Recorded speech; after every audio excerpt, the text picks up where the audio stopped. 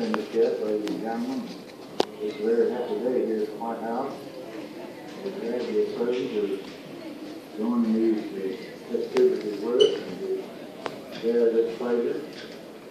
For some years, the ideal of our country's policy has been that politics would stop at the water's edge. Not always sure just which edge is what water, but it's a very fine sentiment to believe in.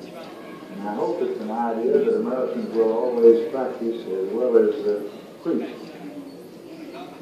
I was thinking about a story that occurred down in my own hills of Texas when one of our elder statesmen found difficulty in his hearing, and he went to the doctor, and the doctor examined him carefully and said, well, how much are you drinking these days? And he said, well, he drank about a pint a day. And he said, well, if you want to improve your hearing, you're going to have to cut out your drinking. And about 90 days later, the fellow went back to the doctor, and the doctor examined him again, and his hearing hadn't improved a bit. And he said, well, now, have you cut out your drinking? And he said, no. He said, I can't do anything for you if you won't follow my advice, take my prescription. He said, didn't I tell you when you were here that you should cut out your drinking if you want to improve your hearing? He said, yes. Well, he said, why didn't you do it? Well, he said, doctor, said, I got home and I considered it. And I just decided that I like what I drank so much better than what I heard.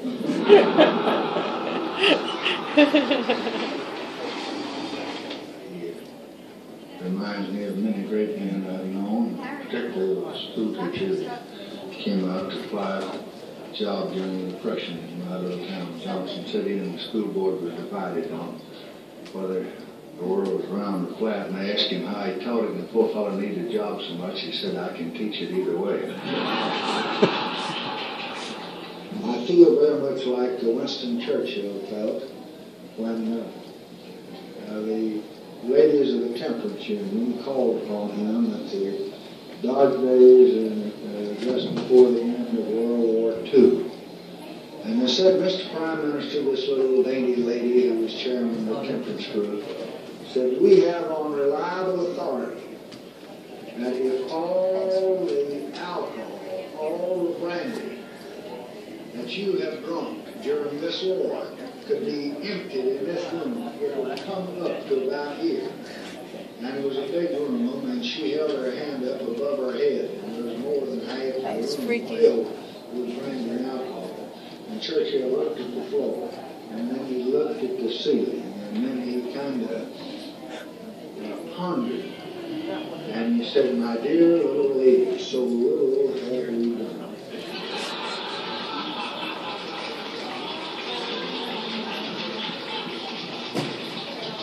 And then he took her hand and measuring it and saw how far it was from the ceiling, and he said, so much we have yet to do.